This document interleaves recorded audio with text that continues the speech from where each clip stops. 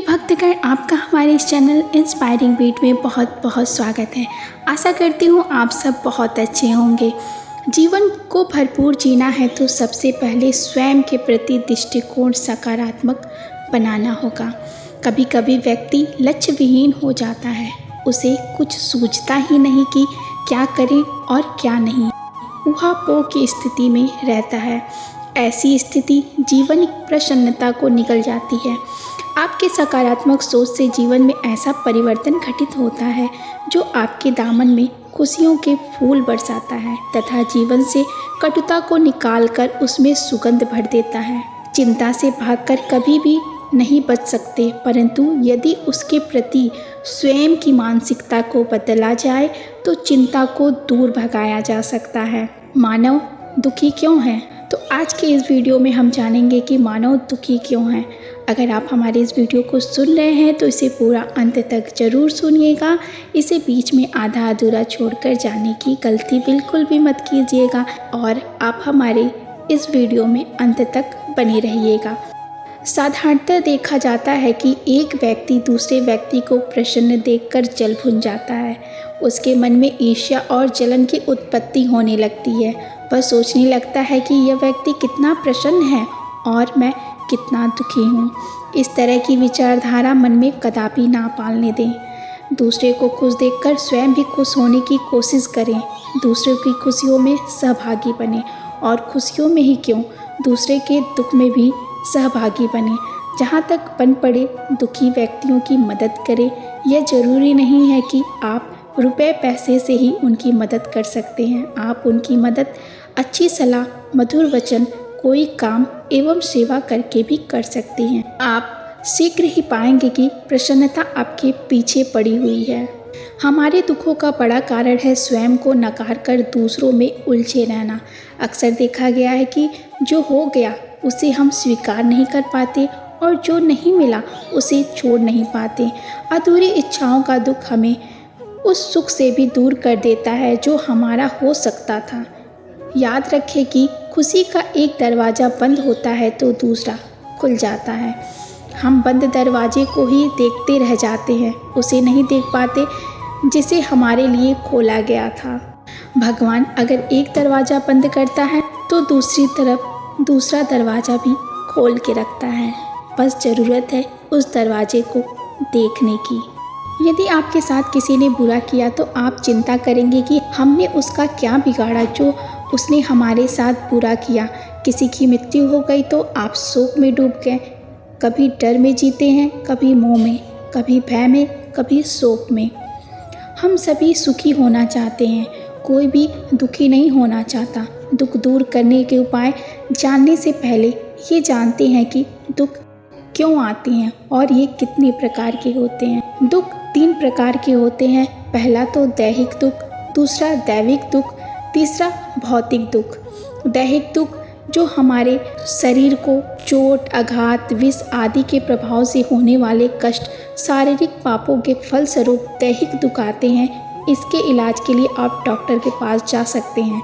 और जो दैविक दुख होता है, दैविक दुख वे कहे जाते हैं जो मन को होते हैं, जैसे चिंता, आशंका, क्रोध, अपमान, शत्रुता, बिछोह, भय, शोक आदि।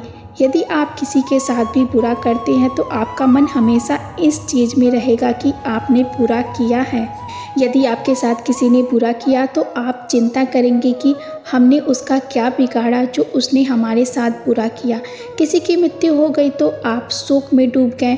कभी डर में जीते हैं, कभी मोह में, कभी भय में, कभी शोक में। ये सभी दैविक दुख कहलाते हैं। इनका इलाज दुनिया के किसी भी डॉक्टर के पास नहीं है, केवल भगवान ही इनका इलाज कर सकते हैं। तो चलिए अब जान लेते हैं कि दुख दूर करने के वो उपाय क्या क्या हैं। पहला उपाय, संसार में आप जिस भी चीज़ से दिल लगाओगे वहीं से आपको दुख उठाना पड़ेगा, क्योंकि ये संसार दुख का घर है। इस बात को भगवान श्री कृष्ण ने भागवत गीता में भी कहा है। यह संसार दुखालय है। यहाँ संसार सुख की आशा लगाए बैठा है, लेकिन यहाँ सुख है ही नहीं। फिर आप कहोगे कि संसार में किसी से प्रेम ही ना करें, बाबा बन जाएं, संत बन जाएं। नहीं, बिल्कुल नहीं। इसका केवल एक ही उपाय है, संसार में रहो लेकिन संसार को अपने अंदर ना रहने दो। जैसे पानी में नाव है लेकिन नाव में पानी आ गया तो क्या होगा, नाव डूब जाएगी। इसीलिए संसार में रहते हुए सब संबंध अच्छे से निभाइए लेकिन किसी से कोई भी आशा मत कीजिए।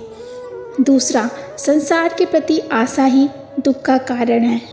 आशा आप लगाते हो और आपकी इच्छा पूरी नहीं होती है तो आपको दुख होता है। इस संबंध में भगवान दत्तात्रेय या पिंगला वैश्य की कथा आती है। इसलिए संतों ने कह दिया, आशा एक राम जी सो दूजी आशा छोड़ दे, नाता एक राम जी सो दूजा नाता तोड़ दे। तीसरा उपाय यह है कि रामचरितमानस में श्री हनुमान जी महाराज कह रहे हैं, कह हनुमंत विपत्ति प्रभु सोई, जब तक सुमिरन भजन न होई।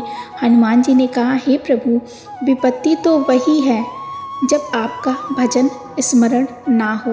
इसलिए आपको भगवान का भजन और सुमिरन हमेशा करना चाहिए, चाहे वो दुख हो चाहे वो सुख हो।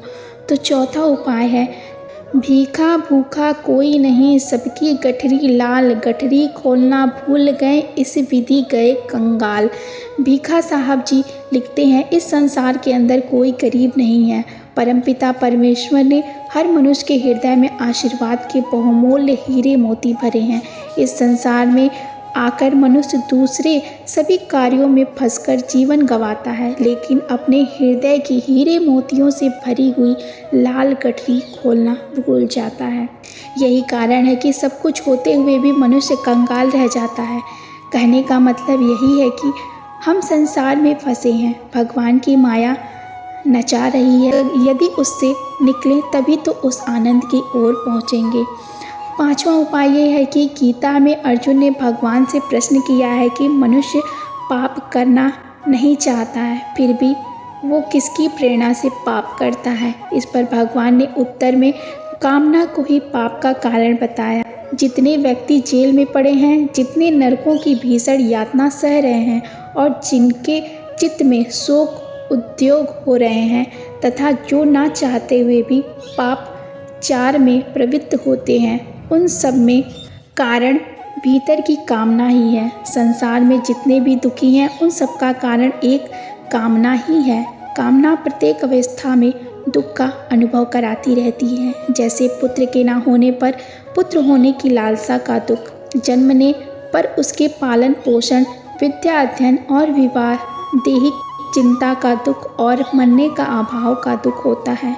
कामना के रहने पर तो प्रत्येक हालत में दुखी ही होगा। इसलिए जिस प्रकार आशा ही परम दुख है, उसी प्रकार निराशा वैराग्य ही परम सुख है। स्त्री पुत्र परिवार सब आज्ञाकारी मिल जाएं तब भी सुख नहीं होगा। सुख तो इनकी कामना के परित्याग से ही होगा।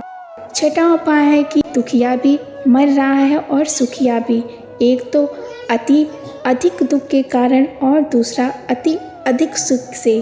किंतु राम के जन सदा ही आनंद में रहते हैं, क्योंकि उन्होंने सुख और दुख दोनों को दूर कर दिया है। सुख और दुख से ऊपर जाइए और उस आनंद यानी भगवान को प्राप्त कीजिए। तो इस वीडियो में बस इतना ही। आशा करती हूँ कि आपको हमारी ये वीडियोस पसंद आई होगी। अगर आपको हमारी ये वीडियोस पसंद आती है और आप हमारे इस चैनल पर नए हैं तो हमारे इस चैनल को लाइक और सब्सक्राइब ज़रूर कर दीजिएगा और साथ में बेल आइकन को भी प्रेस कर लीजिएगा, ताकि आपको हमारे वीडियोस के नोटिफिकेशन मिलते रहें। तो मिलते हैं नेक्स्ट वीडियो में, तब तक के लिए आप अपना ध्यान रखिएगा। हर हर महादेव।